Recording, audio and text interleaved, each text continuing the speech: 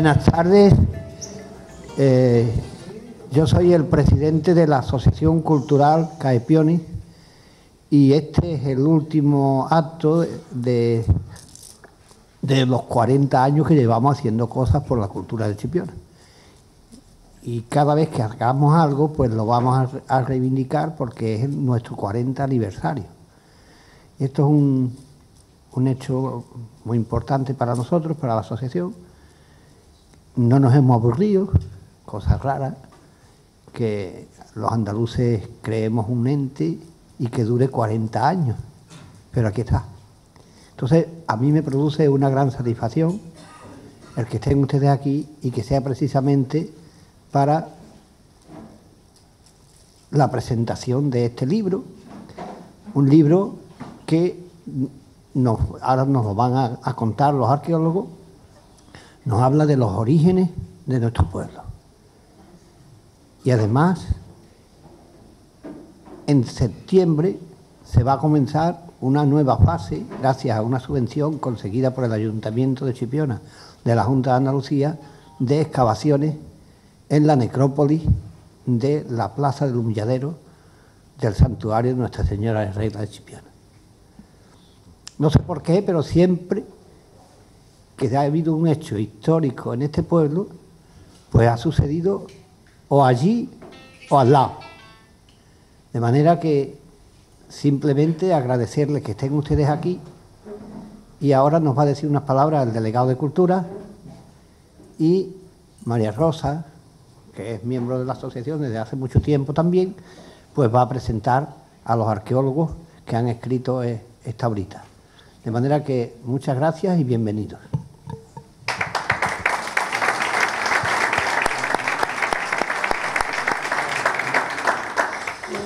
Hola, buenas tardes a todos.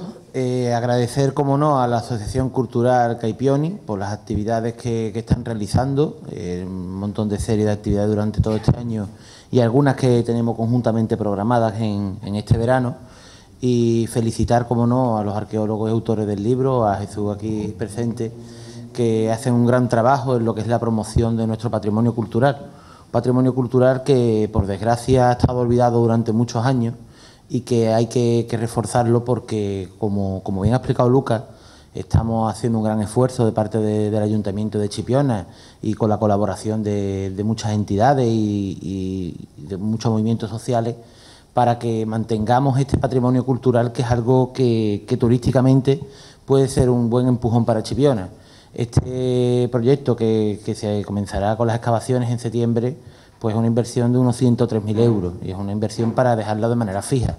Esto quizás fue el inicio, ¿no?, el génesis de lo que estamos empezando ahora y puede parecer poco ahora mismo lo que vamos a ver porque, hombre, es una excavación que fue puntual después tapada, pero que puede ser el comienzo de lo que vamos a ver a lo largo de este año y que será de manera permanente, ¿no?, que será un parque arqueológico que podamos ver y que la intención nuestra es que vaya siéndole la subvención como municipio turístico de Chipiona invertido en el mismo para que vaya evolucionando año tras año y ampliando ese parque arqueológico, finalizando en unos 3 o 4 años más o menos aproximadamente, teniendo Chipiona allí un parque arqueológico de una importancia considerable y que pueda ser otra promoción turística para nuestro pueblo.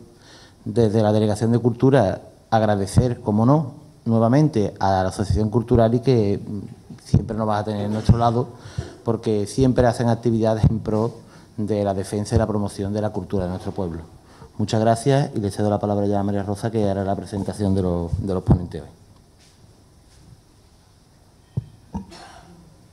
Buenas tardes, bienvenido. Mi nombre es María Rosa, pertenezco a la asociación, como ha dicho Lucas, y quiero presentarle a los autores del libro, que son los arqueólogos. Allí los tenemos, en cuanto nos vayamos ellos entrarán. Es el doctor don Jesús Rodríguez Mellado, arqueólogo profesional y director de la actividad arqueológica que se llevó a cabo en el Humilladero de Regla. De ahí el libro. El doctor Pablo Garrido González, de ALA Arqueología y Patrimonio. vicedecano del Ilustre Colegio de Doctores y Licenciados en Filosofía y Letras y en Ciencias de Sevilla y Huelva, así como vicepresidente de la sección de Arqueología del mismo colegio. Y el tercero, el doctor Jacobo Vázquez Paz, arqueólogo profesional, investigador de la Universidad de Sevilla y presidente de la sección de Arqueología del Ilustre Colegio antes mencionado. Ellos nos explicarán lo que en el humilladero de la Virgen de Reyes descubrimos en el año 2015. Y lo que sí en esa excavación, que era 5 por 5 metros, o sea, 25 metros cuadrados, si en septiembre se podrá hacer 100 metros cuadrados, digamos, ¿cómo será lo que encontremos? Yo estoy ilusionada, pero muy ilusionadísima. Bueno, podremos demostrar los asentamientos anteriores a nuestra era. Yo ya termino, digo que os gustará y que compréis el libro, lógicamente, ¿no? Ellos pueden pasar, los señores arqueólogos, que serán los que os aclararán, ustedes le preguntan, ellos...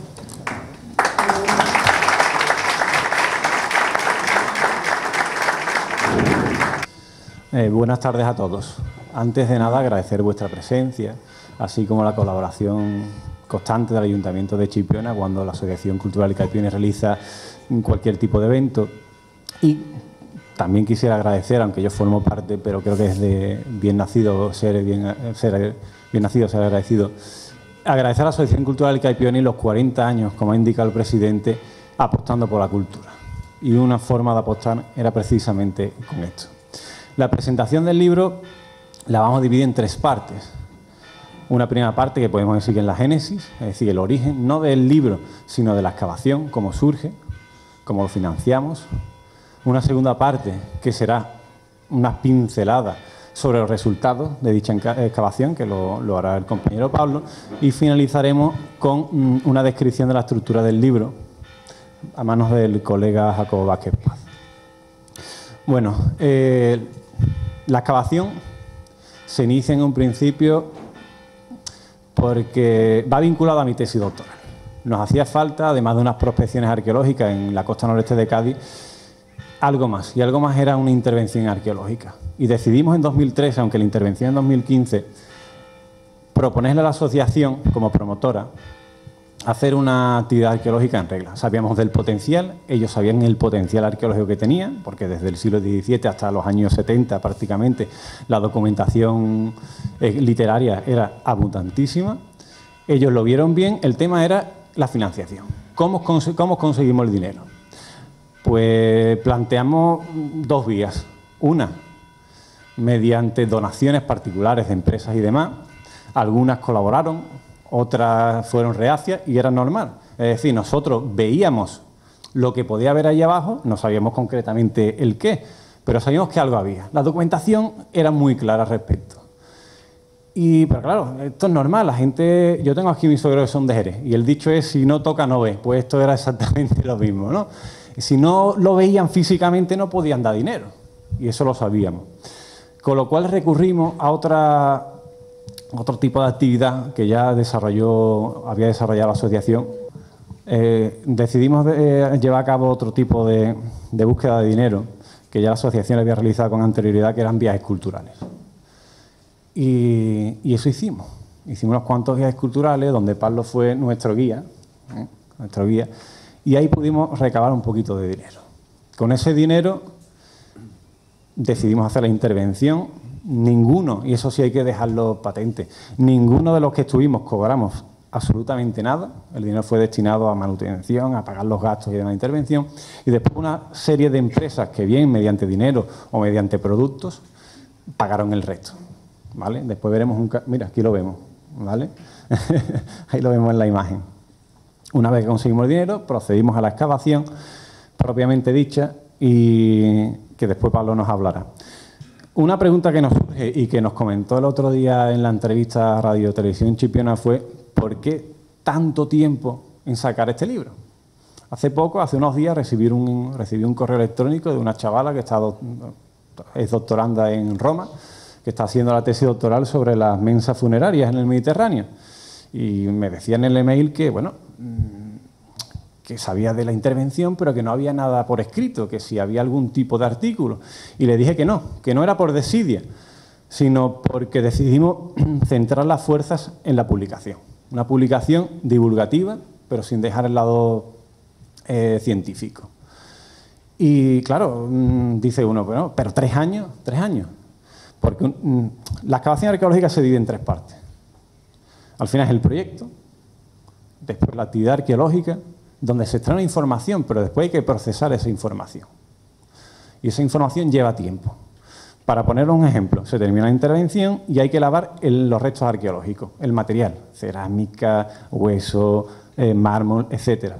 Estamos hablando de cerca de 10.000 fragmentos, uno a uno. Eso se lleva un tiempo. Una vez que está lavado hay que siglarlo con un número que nos da la Junta de Andalucía y nosotros lo vamos numerando.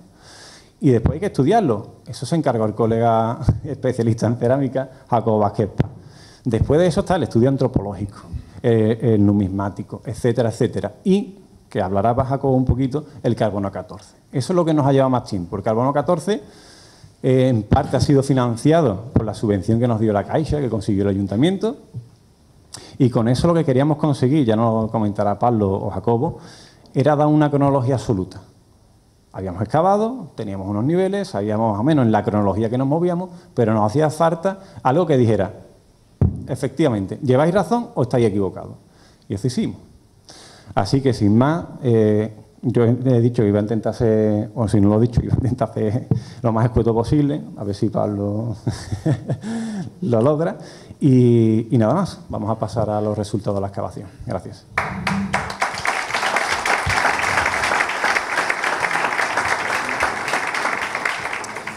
Bueno, buenas tardes a todos. Lo primero, yo también quiero reiterar mi agradecimiento a la Asociación Cultural Caepionis, que ya desde que conocí a este señor que tengo aquí a mi izquierda, pues llevo ya bastantes años colaborando con ellos, muy a gusto, y yo no pierdo ocasión cada vez que vengo a Chipiona pues para reiterar que me gusta a mí mucho venir aquí, que me siento muy a gusto porque siempre he sentido que se me ha dado una acogida y una recepción por parte de la gente del pueblo, pues para mí muy gratificante. Y día a día pues veo que trabajar aquí pues es un inmensísimo placer cada vez que tengo la ocasión de hacerlo. Y dicho esto, pues veo también que la cantidad de personas que os habéis acercado hoy, iba a decir una calurosa tarde de verano, en este año es un poco relativo, pero bueno, no obstante, muchísimas gracias por vuestro interés y por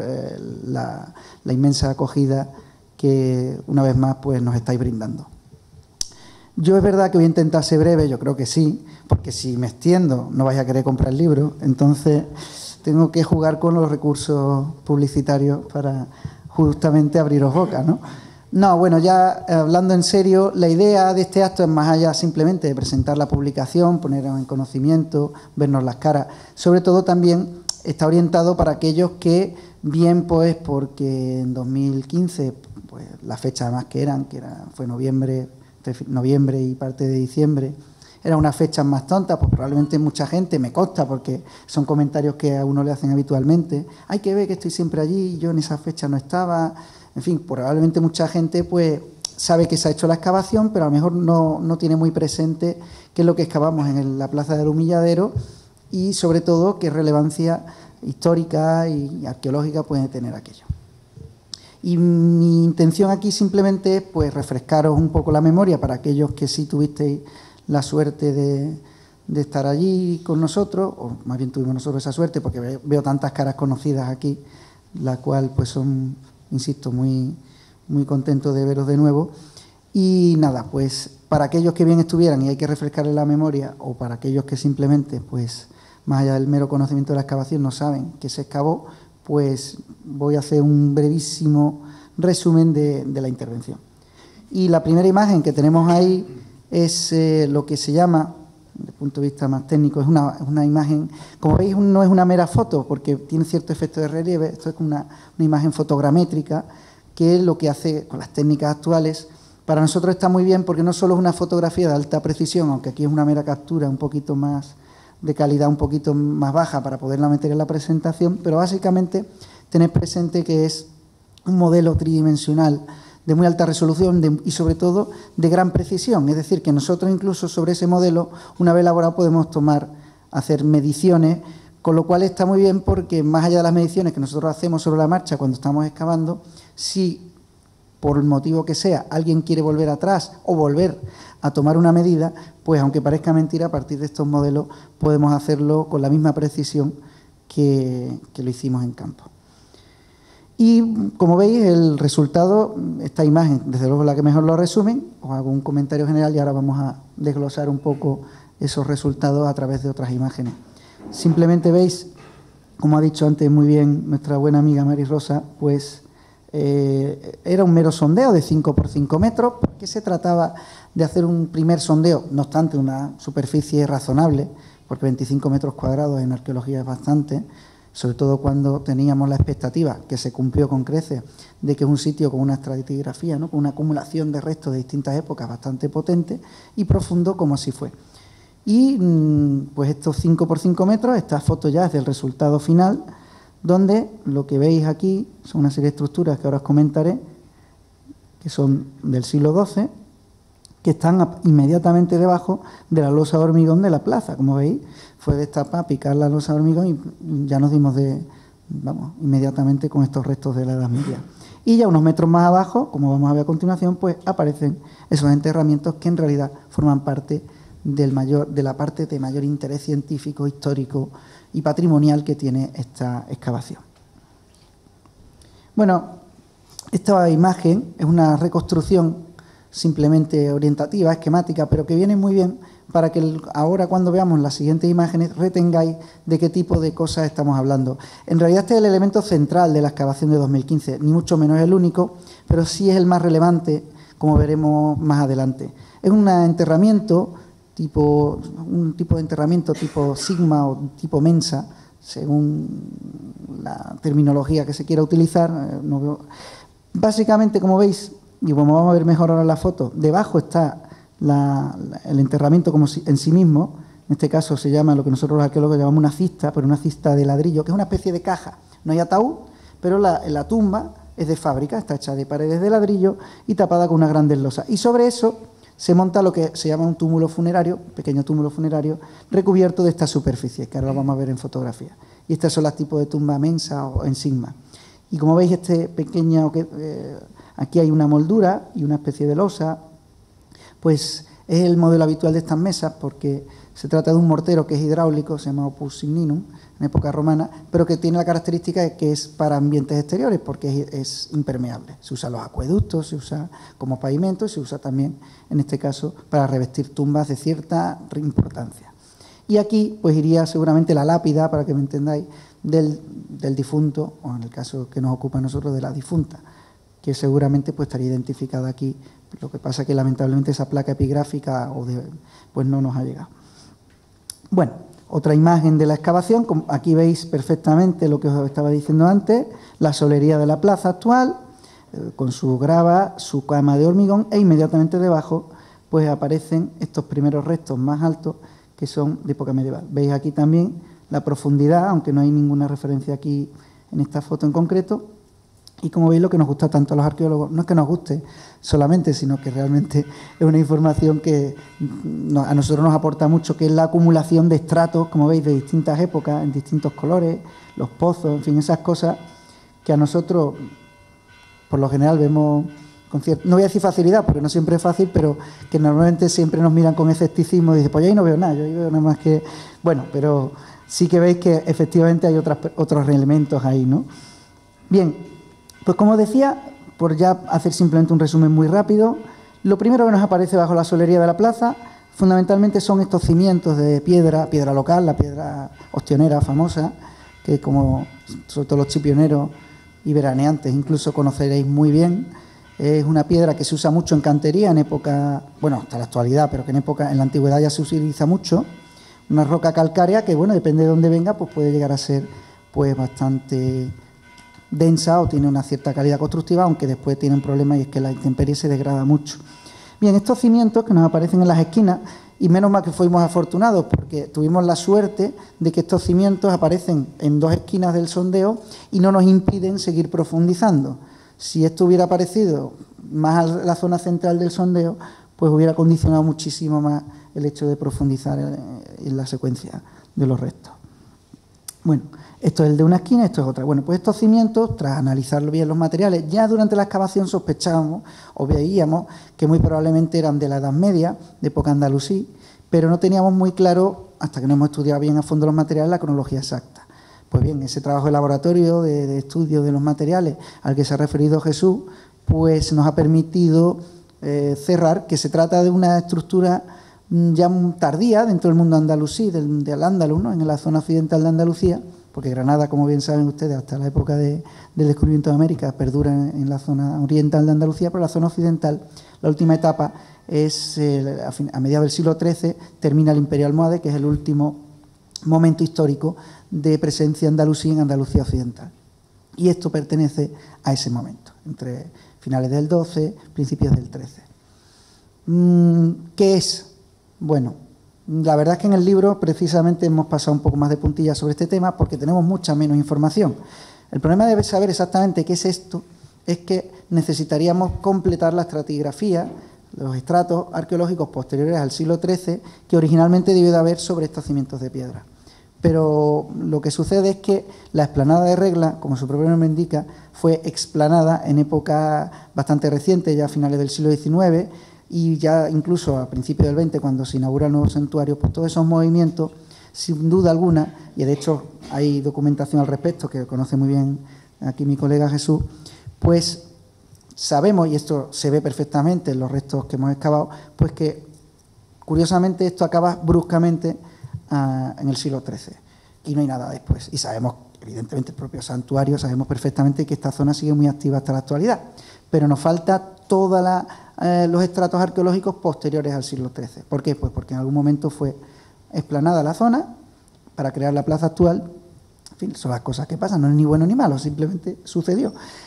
Y eso sí, el problema que tiene es que nos ha lastrado mucho la interpretación que podamos hacer de estos restos. No conservamos restos en altura suficiente de estos elementos para tener la certeza de que puede ser.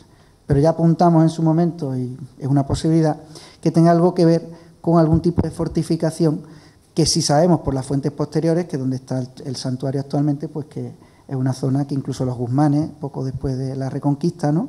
Pues van bueno, va a haber algún tipo de castillo, de fortificación, se sabe, se conoce bien por la fuente, y probablemente esto sea o pudiera ser el antecedente de época almohade, de época árabe, ¿no? Anterior a la Reconquista cristiana. Pero, insistimos, por la morfología de la construcción pensamos que pueden ir por ahí los tiros, pero no podemos asegurarlo. Aquí veis otra imagen de esa misma cimentación, como veis es bastante potente, y debajo este preparado de piedra forma parte de esa misma cimentación en un nivel más bajo. Simplemente aquí vamos ilustrando cómo mantuvimos lo que os decía, ¿no? Al nivel de la plaza, esos restos del siglo XII-XIII, el sábado. Y aquí aparecen otros restos asociados de la misma época, pero ya un poquito más antiguos, ya estamos hablando de época emiral, califal, es decir, ya no estamos moviendo del siglo XII, vamos bajando, vamos también yendo a épocas cada vez más antiguas, siglo IX, siglo X, siglo XI, fundamentalmente, hasta que bajando llegamos, Jesús me las ordena muy bien en una secuencia lógica de la excavación, a al primer enterramiento con el que nos topamos. Este primer enterramiento, que por cierto es el que aparece una vez ya excavado en la portada del libro, es el primero que ya nos pone sobre la pista de que muy probablemente lo que nos estamos encontrando es una necrópolis, o sea, un cementerio de época tardía.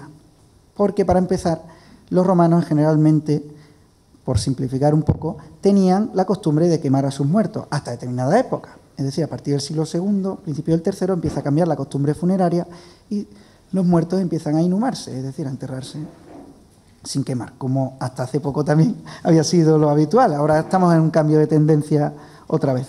Y este tipo de cubiertas y de piedras ya nos hacía sospechar que estábamos ante un enterramiento. Y aquí tenemos, insisto, en la misma foto que veis en la portada del libro, pues la persona, que es un señor de mediana edad parece ser, que estaba enterrado en este enterramiento. Este primer enterramiento ya de por sí no es que sea un enterramiento espectacular, pero es verdad que lo habitual en esta época, ya por los materiales sabíamos que nos estábamos moviendo entre los siglos IV a VI, V, VI después de Cristo, después fuimos afinando más, pero sí que es verdad que en esta época los enterramientos suelen ser bastante más modestos y este ya tiene una cierta calidad constructiva, es decir, está un enterramiento de una persona que por lo menos, pues, lo que pasa es que estaba dañado por pozos y cosas posteriores de la Edad Media, pero fundamentalmente se veía que había sido una tumba de cierta importancia. Y curiosamente, cuando construyeron esa tumba, pues aquí vemos un detalle de otro de los individuos, de otro de las personas que han aparecido inhumadas, en este caso revueltas por la construcción de la tumba que acabamos de ver. Eso pasa mucho en los sitios de enterramiento, a lo largo de los siglos se van acumulando tanto un muerto encima de otro, pues que al final construir una tumba remueve la de otro, en fin, las cosas no siempre han estado tan ordenadas, y es hoy, y a veces pasa. Bueno, básicamente, después de este primer enterramiento, lo que la excavación da como resultado es la documentación de hasta 13 personas diferentes. Voy a decir personas porque son de distintas edades, eso está lo arroja el estudio antropológico, desde niños a personas adultas y sexos, pues, de más o menos equilibrado, de donde se puede determinar, porque los niños más pequeños determinar el sexo, si es niño o es niña, es bastante complicado.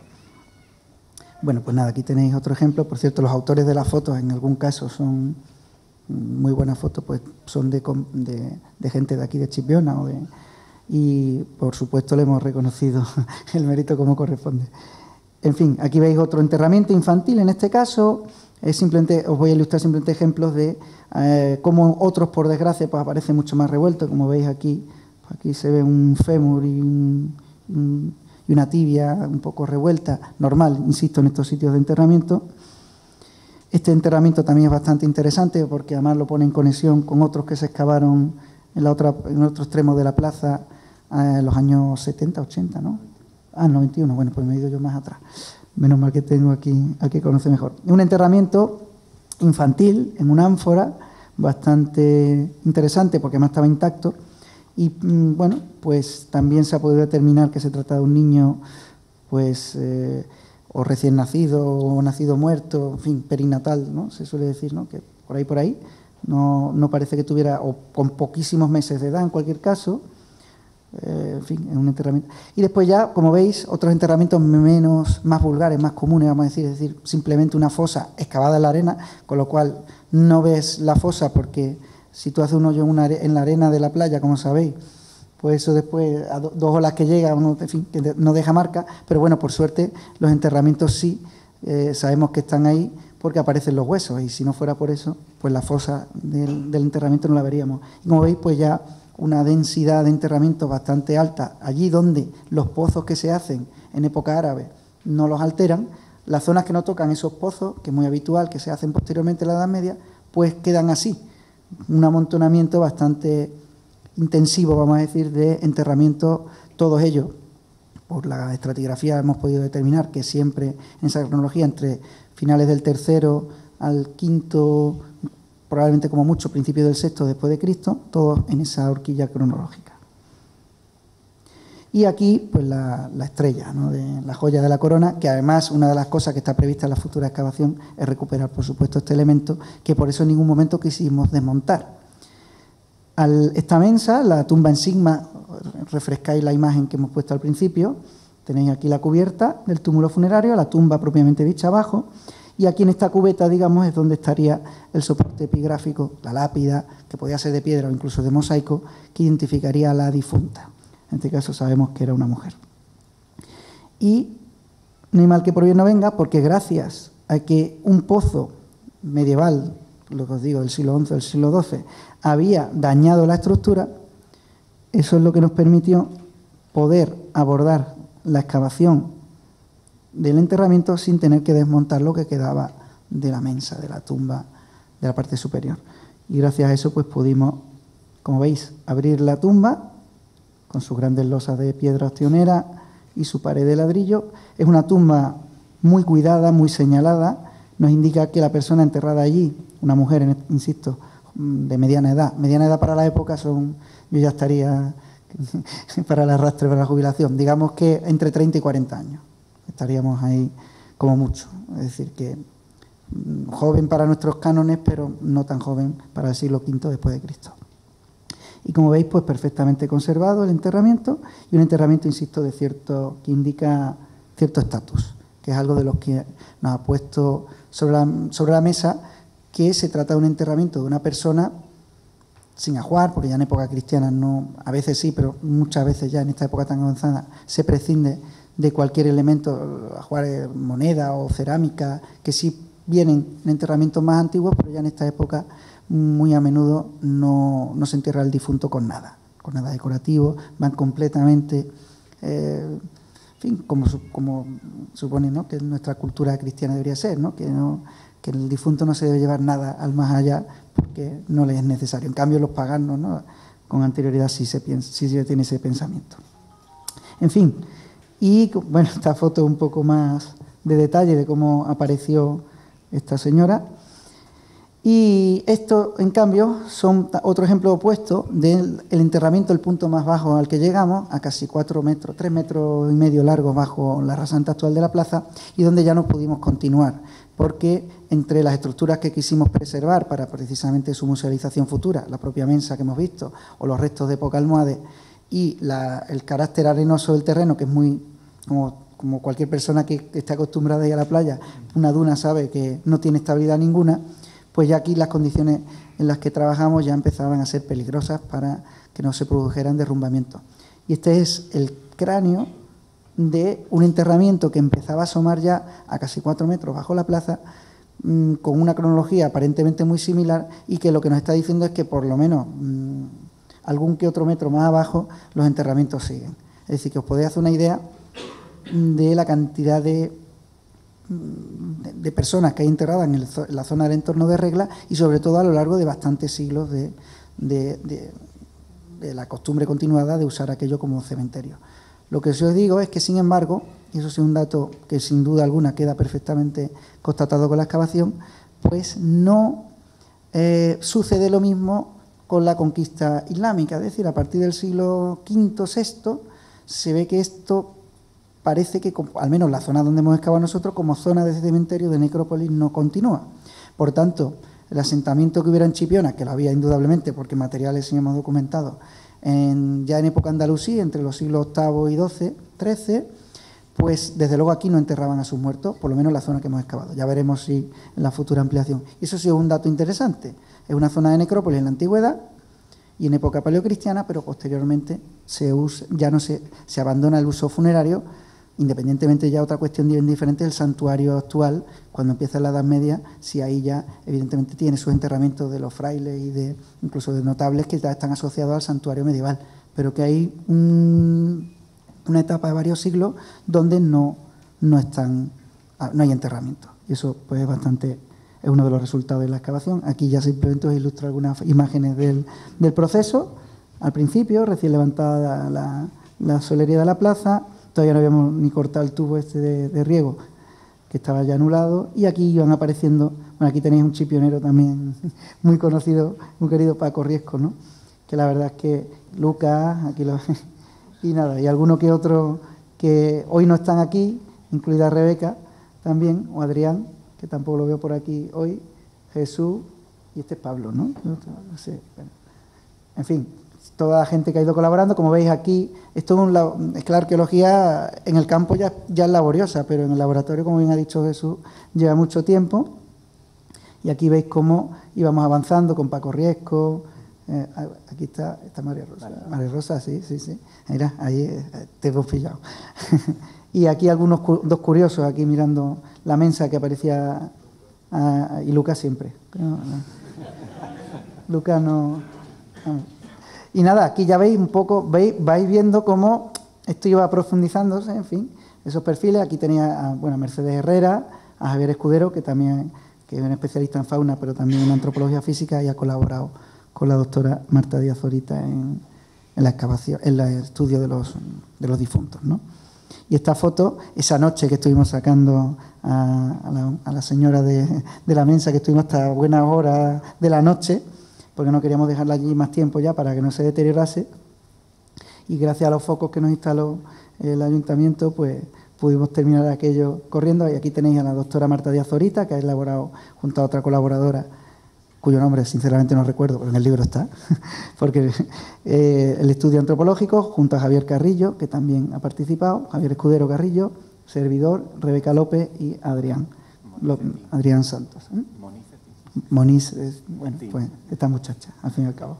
En fin, y bueno, como veis, aquí tuvimos también, gracias a la grúa, pudimos hacer una de esas ortofotos tan estupendas, que en el libro están también, ¿no? No es por nada, digo que están en el libro porque ahí están. Y nada, aquí también simplemente por mencionar, ¿no?, a todas esas personas que de una manera más directa o más indirecta se involucraron en el proyecto y sobre todo sin los cuales no solo no hubiera sido posible hacer la excavación, sino incluso, y muy importante también, el libro, la publicación que nos trae aquí hoy. Como veis, no quiero dejar de mencionarlo, muchos son miembros de la Asociación Caipioni: Lucas del Moral, Juan Luis Naval, José Antonio Mellado, Bernardo Caro, que sigue, arquitecto, ¿no?, el tema de estudios de seguridad y salud, Gaspar Bueno, aquí presente con sus fotos tan fantásticas también, y su colaboración física directa también, no solo fotos, sino alguna que otra paladio. Manolo Ávila, José Antonio Rodríguez Mellado, Cristóbal Ruiz Barba, por supuesto Radio Televisión de Chipiona, José Miranda, Ernesto Toboso, Martín Mellado, Antonio López de Meneses, Isidro García, Manuel García, Luis Franco, Pablo Ramírez Moreno, Eugenio Herrero González, Diego Racero, Juan Zarazaga, Luis Carmelo y Alejandro Montalbán. Todos ellos, insisto, han colaborado de un modo u otro. Ah, mira, esto está girado. Vamos a girarlo para Jacobo. Y nada, simplemente reiterar nuestra... a ver, hacia la derecha, ¿no? Estupendo. Reiterar una vez más nuestro agradecimiento a todos, sin el cual esto hubiera sido imposible llevarlo adelante. Y ahora pues le paso la palabra a mi colega Jacobo, que os va a ilustrar sobre los contenidos del libro.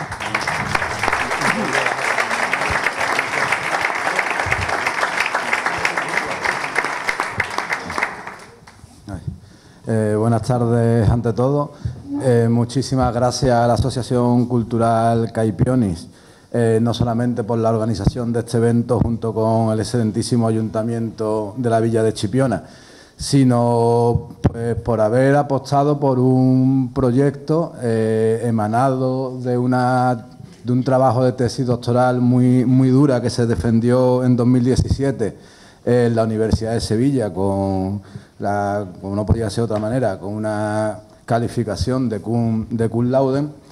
Y muchísimas gracias sobre todo también por la confianza posterior a los resultados obtenidos durante los trabajos de campo.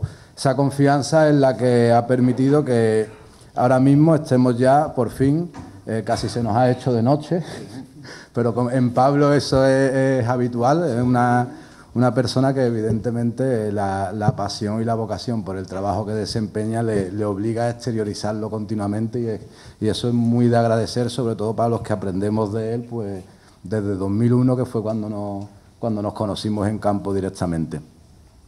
Gracias a la asociación por la materialización de este libro y por la confianza depositada en los editores científicos del mismo.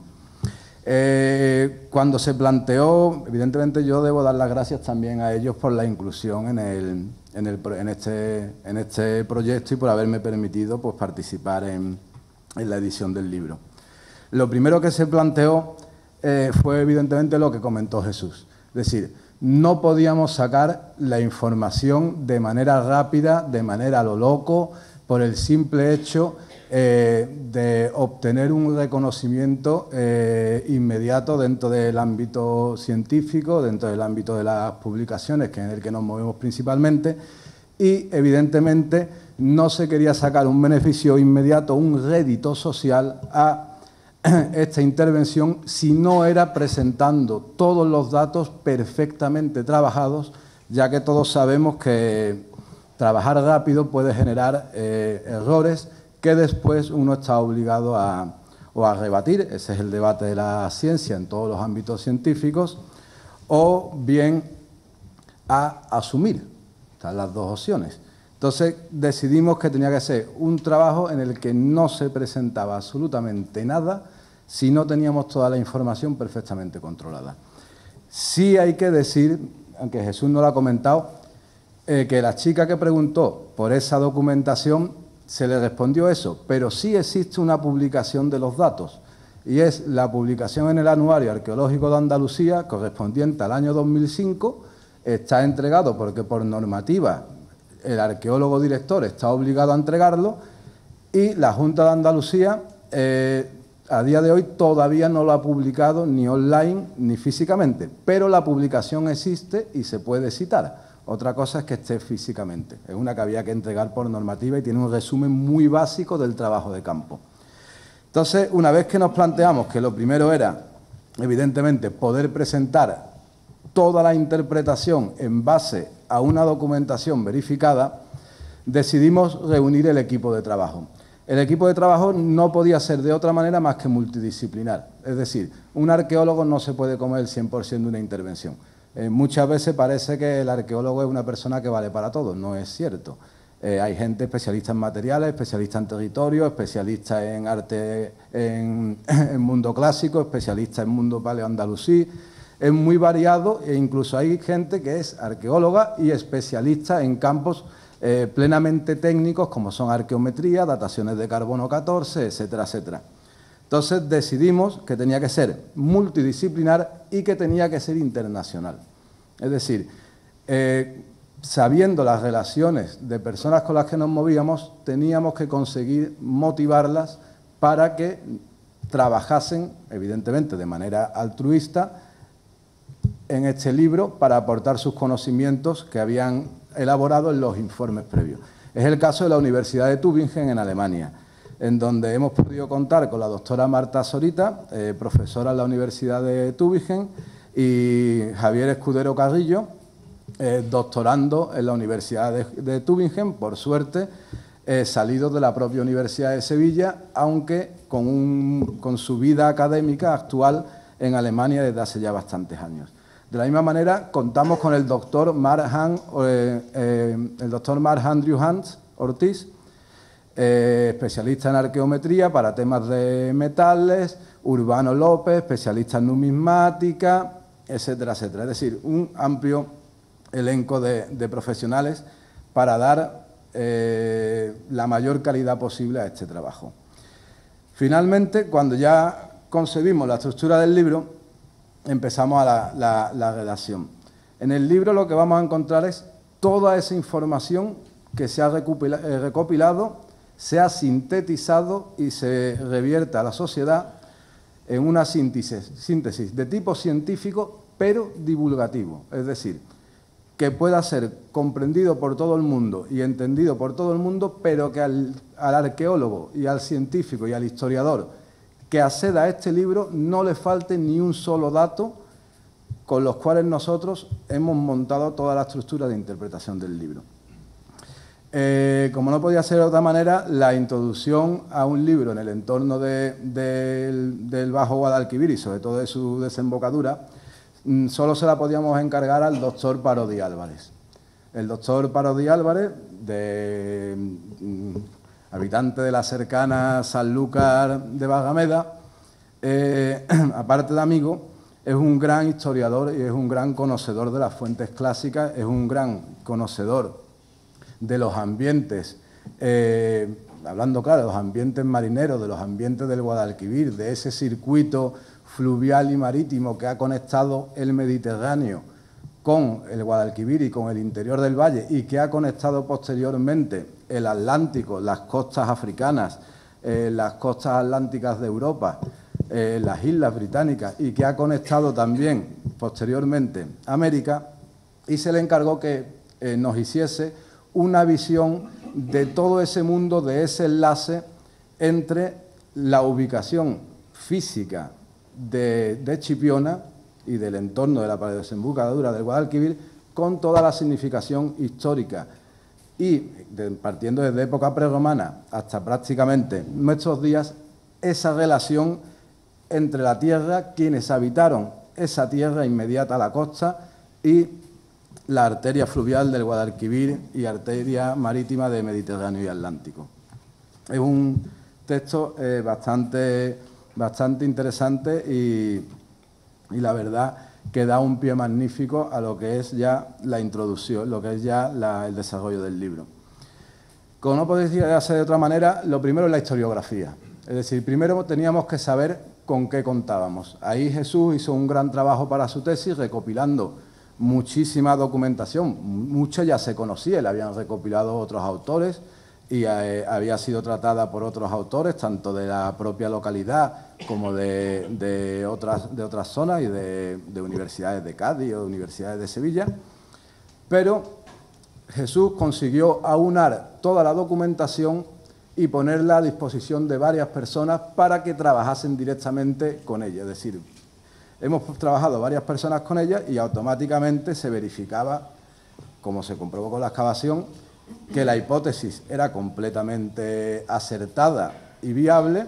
La excavación vino a demostrarlo, y que toda esa documentación que tenemos de epigrafía antigua con Famulus Dei, con Urbana Virgo Requies in Domino, es decir, una Urbana Virgo que reposa en el Señor y demás, nos estaba hablando sin ningún tipo de dudas, que en el entorno del santuario de Regla, desde el siglo XVII, se sabe y se conoce, y existe la documentación en el santuario de Regla, que es donde está a día de hoy, se sabe y se conoce que en ese entorno hay seguro un cementerio paleocristiano. Un cementerio que puede ser del siglo VII, puede ser del VI, del V, del IV, eso había que determinarlo. Pero solamente con esa documentación que se tiene desde el siglo XVII, ya se podía, sin ningún tipo de dudas, poner la mano en el fuego diciendo, muy probablemente si hacemos una excavación en el entorno de Regla, saquemos datos que avalen esta documentación de las fuentes que nos han sido transmitidas gracias a los priores y padres del santuario de Regla que la han almacenado. Toda esa documentación después, evidentemente, ha seguido corroborándose en el siglo XVIII, siglo XIX, con hallazgos portemporales, innumerables tumbas que se descubrían en el siglo XIX por esos temporales. Incluso se sabe que hubo reformas en Regla y que se soló el interior de Regla con lápidas funerarias de época romana, es decir, ahí ya vemos la significación de una necrópolis, el tamaño que puede llegar a tener la necrópolis para conseguir aportar tantas laudas funerarias como para asolar el santuario de Regla. Son datos que evidentemente tenemos que coger con pinzas. Uno se puede imaginar 20.000 lápidas, 500 o 10, no lo sabemos, pero el dato es sumamente significativo. Entonces la historiografía ya nos estaba demostrando ese tipo de cosas, y en el libro se podrán encontrar bien detalladas y todas esas referencias concretas, y algunas preciosas y espectaculares, como un pozo en el siglo XIX en el que dicen que encuentran más de 200 tablillas de plomo dedicadas al dios Júpiter y Zeus. Es decir, sobrepasamos el mundo cristiano de la tardorromanidad y nos adentramos en pequeñas pinceladas, que hay que coger con pinzas, evidentemente, que nos están hablando de una religiosidad en época romana interesantísima. Es decir, un pozo con 200 tablillas de plomo, con inscripciones a Júpiter, Zeus, los tenemos en muy pocos sitios. En Grecia, en el oráculo de Dódona. El oráculo de Dódona automáticamente en Grecia nos retrotrae a las fuentes clásicas y a esos oráculos que citan los navegantes y los marinos de la antigüedad clásica cuando entran por el valle del Guadalquivir al invocar el antiguo Sinus Tartesio o el antiguo lago Ligustino. No vamos a decir que tengamos un oráculo en Regla en el siglo I después de Cristo ni en el siglo VI antes de Cristo. Lo tendremos que ver físicamente. Pero hay datos que evidentemente son muy interesantes y aquí se pueden encontrar. De la excavación arqueológica, no voy a hablar quién firma cada capítulo, lo podrán ver, además creo que no es significativo, lo significativo es el contenido. Ya ha comentado Pablo los resultados.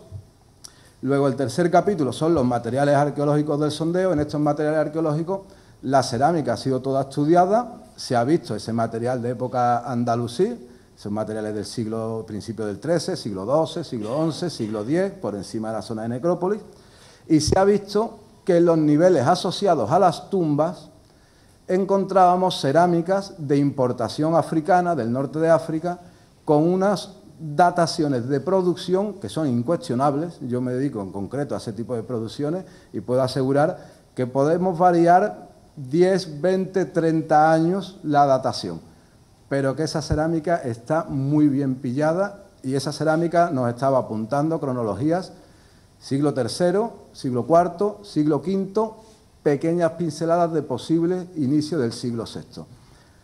Eso, unido a que salió, por ejemplo, un fragmento de Lucerna con un trozo de cruz cristiana, lo que nosotros llamamos cruz gemada, no confundir con la cruz gamada, sino cruz gemada, que es típica cruz de estilo bizantino, adaptado después por el mundo visigodo y tardorromano hispano. Son, por ejemplo, las cruces de Guagasar, las coronas votivas de Guagasar, con todas esas gemas. Pues una lucerna con un fragmento que se veía de uno de los vástagos de una cruz gemada. Esas están muy bien estudiadas en Sevilla, en la zona de Hispal y en la Plaza de la Encarnación, las estudié yo concretamente también, y nos da cronologías del siglo V y siglo VI. Y ese elemento ya lo teníamos asociado a esos niveles de tumbas. Por lo tanto, de ahí que se hablase desde un principio, se ha encontrado un cementerio de época visigoda. De época visigoda, sí, porque los visigodos todos sabemos que tienen su monarquía instaurada entre la península ibérica y parte de la zona francesa a partir del siglo V. Lo que no quiere decir que aquí la sociedad sea visigoda, la sociedad es hispano-romana, pero el que manda es visigodo. Por eso se habló de visigodo y ahora hablamos, por ejemplo, de época tardoantigua, de hispano-romanidad, pero es prácticamente el mismo periodo. Todas esas cerámicas se pudieron ver aquí, las monedas se han visto también, se han estudiado, se han visto que son monedas del siglo IV, se ha encontrado cerámica late Romance, un tecnicismo, es cerámica que viene del Próximo Oriente. Es decir, cerámica del siglo V, inicio del siglo VI, que viene del Próximo Oriente y que la tenemos muy bien documentada también en Sevilla, en la Plaza de la Encarnación, en niveles del siglo V y niveles del siglo VI, en lo que es un comercio entre las zonas de Siro-Palestina y las zonas turcas de Pérgamo con el Valle del Guadalquivir. Esa relación es muy directa por la zona del norte de África, que es un punto de enlace interesantísimo por el tema del cristianismo. Siempre se ha dicho que el cristianismo en la península ibérica entra por África, no entra por Europa.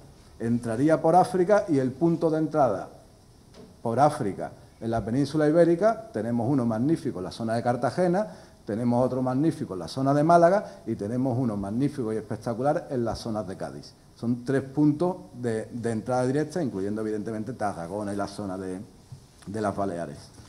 Ahí también encontrarán el análisis, por ejemplo, de un pequeño anillo de plomo que se encontró durante las excavaciones. Había también que analizarlo, es decir, no hemos dejado nada. ¿Ha salido un anillo de plomo? Necesitamos saber la composición exacta. Porque si alguien quiere saber la composición exacta, después hay que ir a buscarlo al museo. Y tienes que presentar un proyecto para que te dejen acceder al anillo. No, vamos a dar los resultados del anillo y vamos a hacer análisis de arqueometría. Pues dio plomo, ya sabíamos que iba a dar plomo. Dio 99,5% de plomo y 0,5% de cobre. Bueno, es un dato que a los que nos dedicamos a temas arqueométricos nos interesa también por temas de producción, las monedas estudiadas. Después pasamos directamente a otro capítulo que se le encargó principalmente a la doctora Marta Díaz Solita Bonilla, de la Universidad de Tübingen, y a Monistim, también de la Universidad de Tübingen. Ahí han hecho un estudio antropológico de todos los restos óseos humanos que han salido en la excavación, absolutamente de todos, viendo patologías, viendo estados de conservación, edad, sexo, si en el caso de las mujeres si han parido o si no han parido, ya adelanto que no parió, no hay señales, no hay evidencia de que la mujer enterrada en el túmulo funerario en Sigma fuese madre. Eso es un dato importante que aquí no lo tratamos porque se necesita muchísima más información para poder aventurar determinado tipo de cosas, no sé si me seguís. Hay una lápida de una Urbana Virgo que descansa en el Señor. Urbana es un nombre, Virgo hace relación a una situación de la mujer. Relacionarlo ya con un monasterio, convento o santuario tardoantiguo enclavado en regla en el siglo IV o V es excesivamente aventurado con los datos que tenemos. Lo que no quiere decir que no lo estemos pensando y que no estemos buscando los datos empíricos. Hablar es muy fácil, pero si no se demuestra por delante, el que está hablando no es un arqueólogo. está hablando otro. Pero el arqueólogo, si no lo demuestra empíricamente, no está demostrando nada, está hablando. En ese análisis bioarqueológico podrán encontrar pues, todos esos datos interesantísimos, sobre todo para el que se dedica a estudiar las poblaciones antiguas. Y ya después teníamos que enlazarlo obligatoriamente con el análisis de muestras óseas humanas para la determinación de la fecha de la muerte por carbono 14. Es decir, si nosotros decimos que esta necrópolis es tardoantigua porque el tipo de tumba lo es, si decimos que es tardoantigua porque los materiales cerámicos aparecidos no dentro de las tumbas, que no tienen ajuar, que eso sería lo ideal, pero no ha sido el caso, sino asociados en los rellenos no alterados por las cosas islámicas, también nos apuntaba a esas dataciones de época romana. Todos los paralelos que estuvimos buscando y encontramos y que van a ver en el capítulo de conclusiones, también nos avalaban que eso era una necrópolis tardoantigua y que era una tumba de túmulo de tipo mensa. Lo teníamos clarísimo y sabíamos que íbamos a hacer carbono 14, pues porque generalmente en nuestros proyectos intentamos siempre hacerlo cuando salen restos humanos a partir de época romana temprana hacia atrás. No solemos hacerlo en este tipo de dataciones, pero aquí sí queríamos confirmarlo porque era un punto el cronológico determinante para posibles relaciones después con estudios sobre Regla y sobre la formación de una comunidad paleocristiana en Regla, saber qué fecha daba el carbono 14, no la que daba la cerámica, que era relativamente amplia. Esas dataciones vinieron a confirmar lo que ya sabíamos, pero lo confirman de manera absoluta, es decir, es irrebatible. Solamente se puede rebatir haciendo carbono 14 a los mismos muertos. Y los que conocemos cómo funciona el carbono 14 sabemos que hacerle una datación podrá dar una variación de 20 años arriba o 20 años abajo, pero casi seguro que va a dar lo mismo. Y todas las dataciones que hemos hecho han dado un arco cronológico que es el mismo que ya veníamos aventurando prácticamente desde 2015. Segunda mitad avanzada del siglo III a inicios del siglo VI, clavado. Esto es interesantísimo porque yo ya lo quiero decir, lo quiero advertir, cuando lleguen ustedes a la última página de las conclusiones, después de haber visto todo el abanico de cementerios con tumbas de túmulo de tipo mensa, asociadas a enterramientos de infantiles en ánfora, etcétera, etcétera, y hayan visto nuestros carbonos 14 y toda la interpretación y presentación de datos, encontrarán que nos hemos visto obligados, esto es el debate arqueológico y es apasionante y magnífico, y evidentemente el debate arqueológico se contesta en publicaciones, no se contesta en la calle ni se contesta de otra manera, se contesta con argumentos, como nos gusta hacer a los investigadores. Después de terminar la excavación de Regla, nosotros leemos muchos tipos de revistas científicas y nos encontramos una revista Antiquitas, una revista de Córdoba, de bastante renombre, en donde un investigador, al igual que nosotros, doctor, presentaba en un artículo muy interesante sobre los corrales de Regla, presentaba datos de la excavación, sin haberla visitado y sin haber pasado por allí. Eso sucede en muchas ocasiones, eso pasa muchas veces. Tengo amigos que le han publicado mosaicos, porque un día fue una persona a visitar la excavación, sacó una foto del mosaico y un mes después estaba el mosaico publicado en una revista de mosaico. Esas cosas pasan. Entonces, en este sentido, un artículo magnífico sobre corrales, viene una pequeña pincelada que nos hemos visto obligados a rebatir con datos porque interpretaba los resultados de nuestro sondeo de una manera completamente distinta que si eso pasa, por así decirlo, a la historiografía científica, desde nuestro punto de vista, y como creemos que demuestra el libro con datos completamente científicos, generaría un error inmenso. Concretamente decían que el cementerio que habíamos excavado era un cementerio mozárabe. Cementerio mozárabe implica que es una población cristiana que vive bajo dominio musulmán, es decir, de época paleo-andalusí, lo que vendría a ser un cementerio pues, del siglo IX, del siglo X, del siglo XI, un cementerio medieval, relacionado pues, con un poblado mozárabe en regla. Nosotros no discutimos nada del poblado mozárabe en regla. No lo sabemos, nosotros no tenemos datos. Conocemos una ventana en el santuario de Regla, como conoce muchísima gente, la hemos visto publicada, interesantísima. No nos dedicamos a los mozárabes ni prácticamente a lo medieval, pero era un dato, es decir, darle, conociendo los datos y demás, darle fiabilidad a esa interpretación sin que se conocieran los datos que había aportado la excavación, pues es un poco erróneo. Entonces, se publicó como mozárabe. El carbono 14 viene a demostrar que los muertos no son mozárabes, los muertos son de lo que se veía que eran. Además, hay unas técnicas constructivas que son inconfundibles, que es el opus signinum. El opus signinum es una técnica constructiva plenamente romana desde época republicana, es decir, en el 350 a.C. los romanos hacen opus signinum. En el 600 después de Cristo los romanos hacen opus signinum. En el 800 después de Cristo, en Andalucía nadie hace opus signinum, en Al-Ándalus. En Tarragona y en las Islas Baleares sí, que tiene una población cristiana con un poderío y con unas iglesias en uso todavía increíble. En el suroeste de la península ibérica el signinum desaparece como técnica constructiva en las primeras décadas, los primeros 50, 70, 100 años de época andalusí. Se pierde la técnica y se sustituye por otra. Estas tumbas están construidas con opus signinum, por lo tanto, técnicamente ya es un gran dato.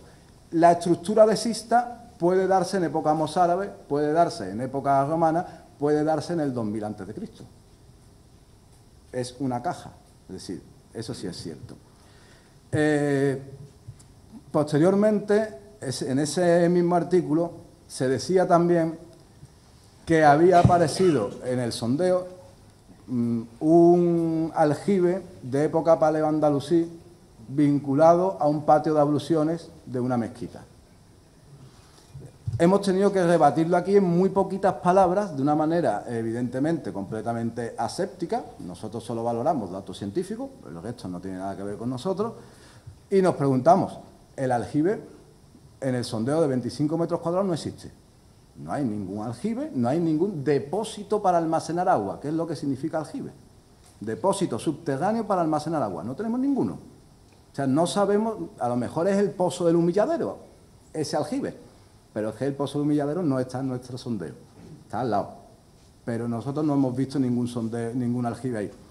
Evidentemente, no somos capaces de ver el patio de abluciones tampoco, de época paleo-andalusí, y no sabemos a qué viene a hacer referencia, lo cual no quiere decir que no haya una mezquita en el entorno con su patio de abluciones y con su aljibe, etcétera. Eso no decimos que no, y es probable que hasta haya una debajo de Regla, pero nosotros no tenemos datos. Y ya, por último, simplemente decir que la bibliografía, para que sea 1000 veces más cómoda, hemos decidido que no venga detrás de cada capítulo, sino que hemos unificado la bibliografía de todos los capítulos en un único capítulo bibliográfico para no repetir citas ni repetir absolutamente nada y sea muchísimo más cómodo. Hay una errata vinculada con mi directora de tesis, María Belén de Amos.